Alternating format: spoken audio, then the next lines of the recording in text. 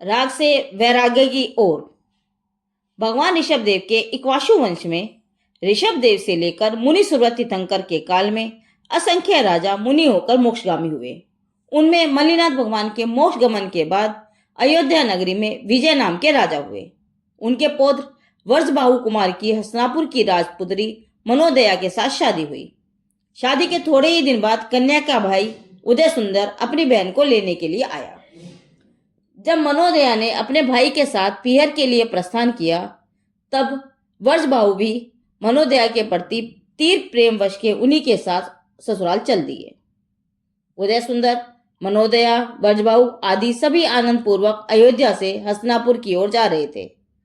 साथ में उनके 26 राजकुमार मित्र और उनकी रानियां भी पर्वतों और वनों की रमणीय शोभा देखते हुए चल रहे थे।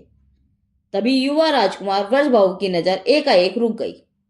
वे सोचने लगे, अरे यहाँ दूर कोई अद्भुत सुंदरता दिखाई दे रही है। वह क्या है? या तो यह कोई वृक्ष का तना है, या कोई सोने का स्तंभ है, या कोई मनुष्य है। जब पास जाकर देखा तो राजकुमार वर्षबाहु आश्चर्यचकित रह गए। अहो, नगर दिगंबर मुनिराज ध्यान में खड़े हैं, आंखें बंद और लटकते हुए हाथ। संसार को भूलकर आत्मा में अंदर अंदर गहराई में उतरकर कोई अद्भुत मोक्ष सुख का आवेदन कर रहे हैं। शांत रस की मस्ती में मस्त हैं।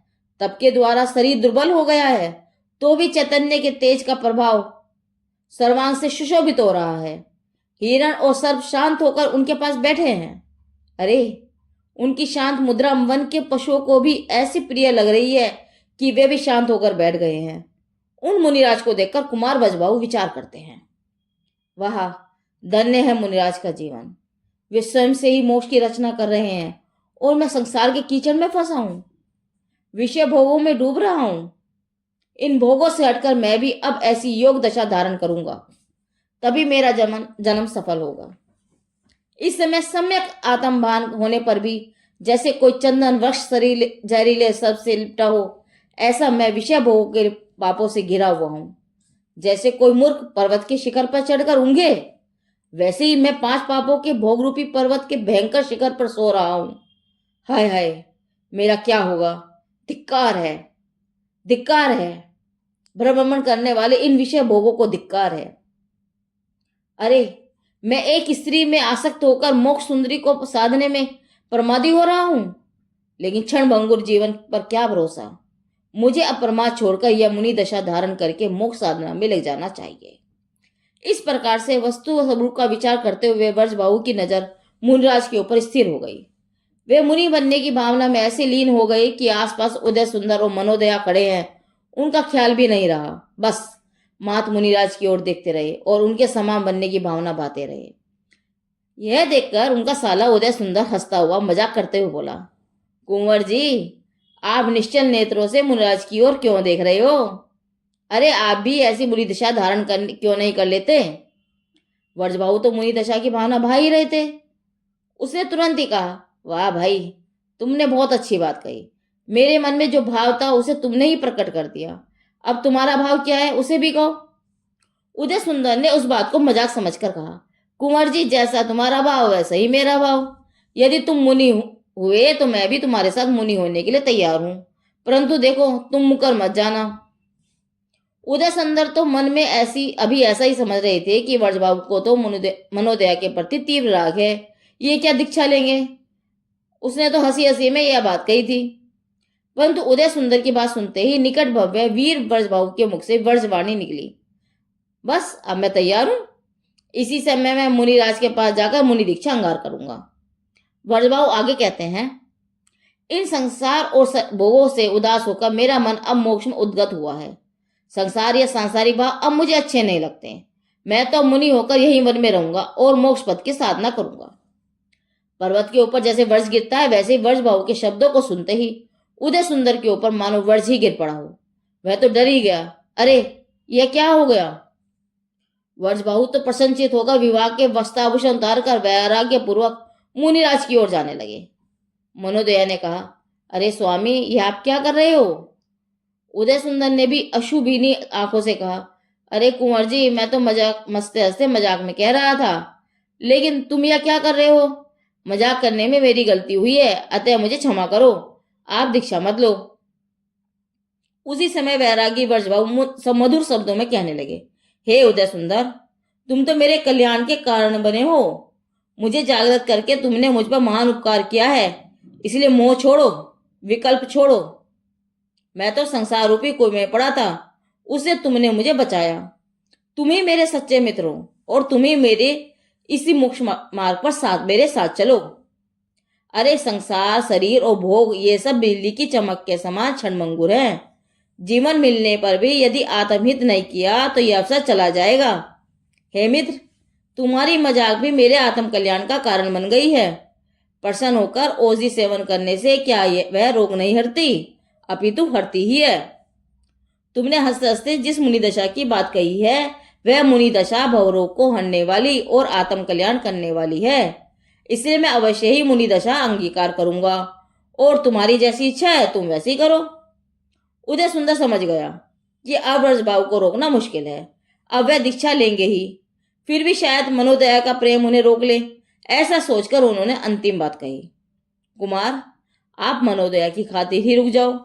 तुम्हारे बिना मेरी बहन अनाथ हो जाएगी, इसीलिए उसके ऊपर कृपा करके आप रुक जाइए, आप दीक्षा मत लीजिए। परंतु मनोदया भी वीर पुत्री थी, वह रोने नहीं बैठी, बल्कि उसने तो प्रसन्नचित होकर कहा, हे बंधु, तुम मेरी चिंता मत करो। वे जिस मार्ग पर जा रहे हैं मैं भी उस मार्ग पर ही जाऊंगी। वे विषय भोगों से छुटकर आत्म कल्याण करेंगे, तो क्या मैं विषयों में डूबकर मरूंगी? नहीं, मैं भी उनके साथ ही गृहस्थ अवस्था छोड़कर आर्य का दीक्षा लूंगी और आत्म कल्याण करूंगी। धन्य है मेरा भाग्य। अरे, मुझे भी आत्म हित करने का सुंदर अवसर मिला। रोको मत भाई, तुम किसी को भी मत रोको। जो भी कल्याण के मार्ग पर चलना चाहता है उसे जाने दो और संसार के मार्ग में मत फंसाओ। तुम भी हमारे साथ उसी मार्ग पर आ जाओ। अपनी बहन की दृढ़ता देखकर अब उदय सुंदर के भावों में भी एकाएक परिवर्तन होने लगा। उसे देखा कि मजाक सत्यता का रूप ले रहा है, अतः उसने कहा, वाह व्रजभाऊ और वाह मनोदया बहन, धन्य है तुम्हारी उत्तम भावनाओं को। तुम दोनों आज यहाँ दीक्षा लोगे तो क्या मैं तुम्हें मोक्ष जगत पर चलता हुआ देखकर भी संसार का राज्य करने जाऊंगा? नहीं, मैं भी तुम्हारे साथ चलकर मुनि दीक्षा लूंगा। वहां पर सभी की बातचीत सुन रहे 26 राजकुमार भी एक साथ बोल उठे, हम भी व्रजभाऊ के साथ ही दीक्षा लेंगे। दूसरी ओर से महिलाओं के समूह में से राज रानियों की भी आवाज आई, हम सब भी मनोदया के साथ आर्य का व्रत लेंगे। चारों ओर गंभीर वैराग्य का वातावरण फैल गया। राज सेवक तो यह आश्चर्यकारी दृश्य देखकर करवते मूड होकर प्राप्त हो गए। वे सोच लगे, इन सबको ये क्या हो गया है? इन सब राजकुमारों और राजरानी को यहाँ छोड़कर हम सब राज्य में कैसे जाएंगे? वहां जाकर इनके माता पिता को क्या जवाब देंगे? बहुत सोच विचार करने के बाद एक मंत्री ने राजपुत्रों से कहा, हे कुमारों, तुम्हारी वैराग्य भावना धन्य है, लेकिन हमें मुश्किल में मत डालो। तुम हमारे साथ घर चलो और माता पिता की आज्ञा लेकर फिर दीक्षा ले लेना। तब व्रजभाऊ बोले, अरे संसार बंधन से छूटने का अवसर आया, यहाँ माता पिता को पूछने के लिए कौन रुकेगा? हमें यहाँ आने के लिए माता पिता मोह के वश होकर रोकेंगे, इसलिए तुम सब जाओ और माता पिता को यह समाचार सुना देना कि आपके पुत्र मोक्ष को साधने के लिए गए हैं, इसलिए आप दुखी मत होना। तब मंत्री ने कहा, कुमारों, तुम हमारे साथ भले ही न चलो, परंतु जब तक हम माता पिता को खबर दें तब तक यहीं रुक जाओ। अरे, हमें एक क्षण भी यह संसार नहीं चाहिए। जैसे प्राण निकलने के बाद फिर शरीर शोभा नहीं देता, उसी प्रकार जिससे हमारा मोह छूट गया है, ऐसे इस संसार में अब क्षण मात्र भी हमें अच्छा नहीं लगता। ऐसे कहकर व्रजभाऊ एवं उदय सुंदर के साथ सब कुमार चलने लगे और वहां ध्यान में खड़े गुण सागर मुनिराज के पास आए और हाथ जोड़कर अति विनय पूर्वक नमस्कार कर कहने लगे, हे स्वामी, हमारा मन संसार में बहुत भयभीत है। आपके दर्शन से हमारा मन पवित्र हुआ है। अब भव सागर को पार करने वाली ऐसी भगवती दीक्षा अंगीकार कर संसार कीचड़ में से बाहर निकालने की हमारी इच्छा है। इसलिए हे प्रभु, हमें दीक्षा दीजिए।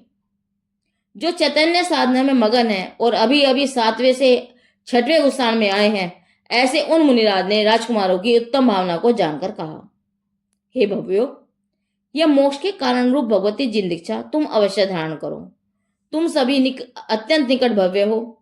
जो तुम्हें मुनिव्रत धारण करने की भावना जागृत हुई है। ऐसा कहकर आचार्य देव ने व्रजभाऊ सहित 26 राजकुमारों को मुनि दीक्षा देकर अनुग्रहित किया। राजकुमारों ने मस्तक के कोमल केशों को अपने हाथों से लोच करके पंच महाव्रत धारण किए। राजपुत्री और राग परिणीति दोनों को त्याग दिया। देह का मोह छोड़कर चैतन्य धाम में स्थिर हुए और शुद्धोपयोगी होकर आत्मचिंतन में एकाग्र हुए। धन्य है उन मुनिवरों को। दूसरी ओर मनोदया ने भी पति और भाई के समान सांसारिक मोह छोड़कर आभूषण त्याग कर वैराग्य पूर्वक आरिका के व्रत धारण किए। साथ ही अनेक रानियां भी आरिका हुई और मात्र एक सफेद वस्त्र को धारण करके देह में चैतन्य की साधना के द्वारा सुशोभित होने लगी। मुनियों और आर्य के व्रत में दीक्षित सभी आत्माएं स्फटिक मणि के समान शुद्धोपयोग के आभूषण से सुशोभित हो उठी। धन्य है उन राजपुत्रों को और धन्य है उन राजरानियों को। जिस समय व्रजभाऊ आदि की दीक्षा का समाचार अयोध्या में पहुंचा, उसी समय उनके पिता सुरेंद्र मनियु तथा दादा विजय महाराज भी संसार से विरक्त हुए। अरे, अभी नवपरिणीत युवा पौत्र संसार छोड़कर मुनि हो गए और मैंने व्रत होते हुए भी अभी तक संसार के विषयों को नहीं छोड़ा। अहो, इन राजकुमारों ने संसार भोगों को तरणवश छोड़कर समझकर छोड़ दिया और मोक्ष के अर्थ शांत भाव में चित्त को स्थिर किया। हम भी अब भगवती दीक्षा अंगीकार कर अपना कल्याण करेंगे। ऊपर से सुंदर लगने वाले विषयों का फल बहुत कटु होता है। यौवन दशा में शरीर को जो सुंदर रूप था वह भी वस्त अवस्था में कुरूप हो जाता है। शरीर और विषय क्षणभंगुर है। ऐसा जानते हुए भी यदि हम विषय भोग रूपी कुएं में डूबे रहे तब हम जैसा मूर्ख कौन होगा। ऐसा विचार करके वैराग्य भावना भाई सब जीवों के प्रति क्षमा भाव पूर्वक विजय महाराज और उनके अन्य पुत्र भी जिन दीक्षा लेकर मुनि हुए। अरे, पोत के मार्ग पर दादा ने गमन किया है। धन्य है जैन मार्ग, धन्य है मुनि मार्ग और धन्य है उस मार्ग पर चलने वाले जीव। विजय महाराज ने दीक्षा लेने के पूर्व व्रजभाऊ के भाई पुरसुंदर को राज्य सौंपा। पुरसुंदर ने अपने पुत्र कीर्तिधर को राज्य सौंपकर दीक्षा ली। बाद में कीर्तिधर ने भी 15 दिन के पुत्र शुक कौशल का राज तिलक करके जिन दीक्षा ले ली और बाद में शुक कौशल ने गर्भस्थ बालक का राज तिलक करके अपने पिता के पास जिन दीक्षा अंगीकार कही। इतना ही नहीं, उनकी मां ने भागिन होकर उन्हें खाया, फिर भी वे आत्म ध्यान से नहीं डिगे और केवल ज्ञान प्रकट करके मोक्ष प्राप्त किया। इसी वंश में दशरथ, रामचंद्र आदि और भी अनेकों राजा हुए तथा उन्होंने भी जिन दीक्षा अंगीकार कर मोक्ष प्राप्त किया। उन सब मोक्षगामी जीवों की जय हो। व्रजभाऊ, उदय सुंदर और राजपुत्री मनोदया की राग से वैराग्य की ओर कथा पूरी हुई। जिनदेव की वाणी आगम वाणी।